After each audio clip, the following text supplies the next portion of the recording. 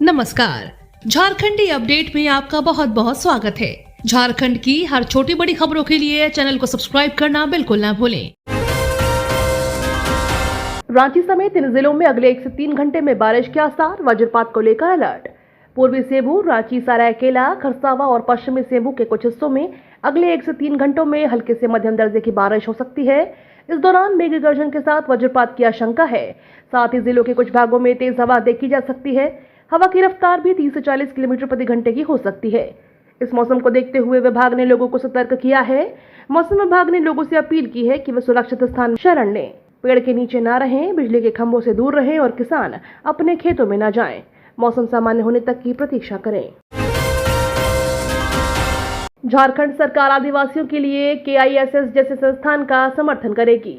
ओडिशा के KIIT और KISS संस्थानों के लगभग 40,000 आदिवासी छात्रों के जमावड़े से प्रभावित झारखंड के मुख्यमंत्री हेमंत सोरेन ने शुक्रवार को कहा कि अपने राज्य में इस तरह की सुविधाएं चाहते हैं। यहां Kalinga institute of industrial technology और Kalinga institute of social science के कार्यक्रम में शिरकत करने के बाद सोरेन ने कहा कि उनकी सरकार झारखंड में KISS जैसे संस्थान के लिए सहायता प्रदान करने में संकोच नहीं करेगी, जहां छात्रों को कौशल और तकनीकी प्रशिक्षण दिया जा सकेगा। उन्होंने कहा कि नक्सल प्रभावित क्षेत्रों में युवा ऐसी सुविधाओं से लाभान्वित हो सकते हैं और मुफ्त में शिक्षा प्राप्त कर सकते हैं। सोरेन ने कहा कि ओडिशा और झारखंड वामपंथी उग्रवाद जैसे कुछ साझा समस्याएं साझा करते हैं।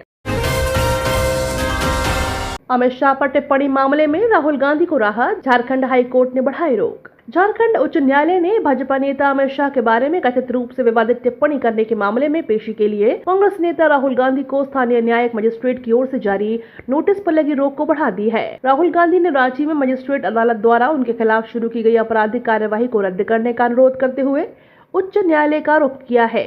न्यायमूर्ति अंबुजनाथ ने याचिका पर सुनवाई करते हुए निर्देश दिया कि इस संबंध में अदालत के अगले आदेश तक गांधी के खिलाफ कोई कठोर कदम नहीं उठाया जाए। झारखंड में ट्रिपल टेस्ट के लिए अब तक नहीं बनेगा आयोग, लंबे समय तक चल सकता है निकाय चुनाव। झारखंड में नगर निकाय चुनाव के लिए OBC और पिछड़ा वर्ग को आरक्षण देने के लिए ट्रिपल टेस्ट शुरू होने के विलंब हो रहा है। कैबिनेट द्वारा ट्रिपल टेस्ट के लिए आयोग गठित करने के फैसले को लगभग 2 महीने के बाद भी इसे अमलीजामा नहीं पहनाया गया है।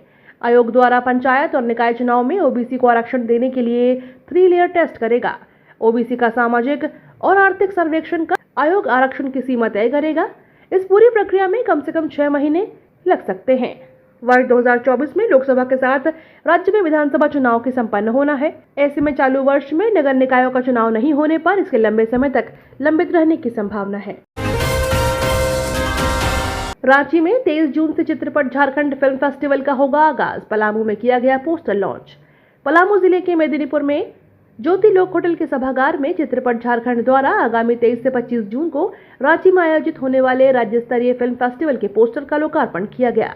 इस अवसर पर संवाददाताओं को संबोधित करते हुए चित्रपट झारखंड के आयोजन समिति की ओर से महोत्सव के आयोजन के उद्देश्य और कार्यों पर प्रकाश डाला गया।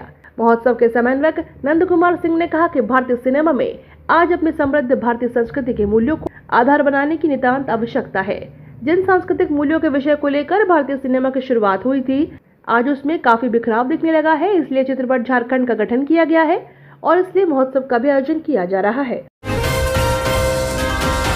SMS के जरिए भी देख सकते हैं झारखंड बोर्ड 10वीं 12वीं का रिजल्ट। झारखंड एकेडमिक काउंसिल यानी जैक बोर्ड जल्द ही 10वीं और 12वीं का रिजल्ट घोषित करेगा। रिपोर्ट्स की माने तो इंटर आर्ट, साइंस और कॉमर्स मैट्रिक के रिजल्ट मई में घोषित किए जाएंगे। छात्र जैक 10वीं और 12वीं का रिजल्ट jack.jharkhand.gov.in पर चेक कर सकते हैं। आर्ट, साइंस और कॉमर्स के लिए JSC 12वीं परिणाम 2023 डाउनलोड करने के लिए छात्रों को लॉगिंग विंडो में अपना रोल कोड और रोल नंबर का उपयोग करना होगा। इसके अलावा छात्र SMS के जरिए भी अपना रिजल्ट देख सकते हैं। झारखंड में कृषि की आधारभूत संरचना पर 1445 रुपए होना है खर्च। 3 साल में मात्र 125 योजनाएं ही स्वीकृत। National agricultural infra financing facility के तहत झारखंड में कृषि के क्षेत्र में आधारभूत संरचना के विकास पर पहले चरण में 1445 करोड़ रुपए खर्च होना है। अगस्त 2020 में ही यह स्कीम आई है। पूरे देश में कृषि के क्षेत्र में आधारभूत संरचना पर 1 लाख करोड़ रुपए से अधिक खर्च होना है। झारखंड में पिछले 3 सालों में मात्र 125 योजना ही स्वीकृत हो पाई हैं। इसके लिए 151 करोड़ तक का आवंटन एजेंसियों को दिया गया है। पिछले 3 माह में 50 योजना स्वीकृत हुई हैं। इसके लिए 72 करोड़ रुपए स्वीकृत किए गए हैं। इनमें से 58 करोड़ रुपए एजेंसियों को दे दिया गया है। यह भारत सरकार की महत्वाकांक्षी योजना है। झारखंड के युवाओं के लिए खुशखबरी, जल्द होगी 26,000 शिक्षकों की नियुक्ति।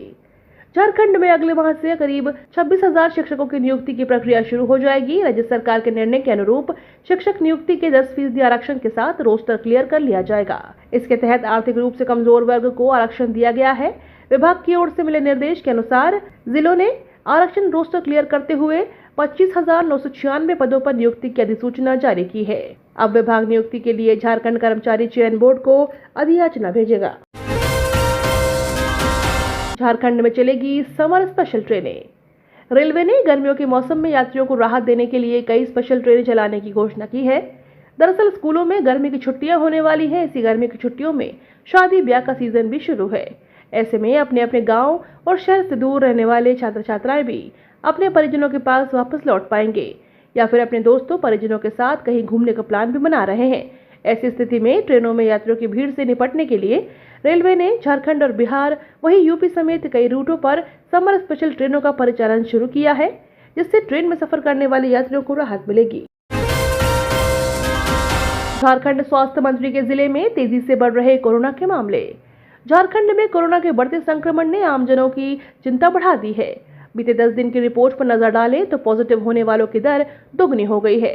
स्वास्थ्य विभाग के आंकड़ों को देखें तो पता चलता है कि 18 अप्रैल को जहां राज्य भर में कुल 226 संक्रमित थे, तो 29 अप्रैल तक इसकी संख्या 486 हो चली है। सबसे ज्यादा कोरोना के एक्टिव केस स्वास्थ्य मंत्री के जिले पूर्वी सिंहभूम में ही है। इसे देखते हुए जिला प्रशासन ने जांच की संख्या बढ़ा दी है। इसके तहत टाटानगर रेलवे स्टेशन पर अब 2 शिफ्ट में कोरोना की जाँच होगी। ये तो थी आज की बड़ी खबरें। अपने गाँव या शहर की न्यूज देखने के लिए हमें कमेंट में जरूर बताएं कि आप न्यूज को कहां से देख रहे हैं। धन्यवाद।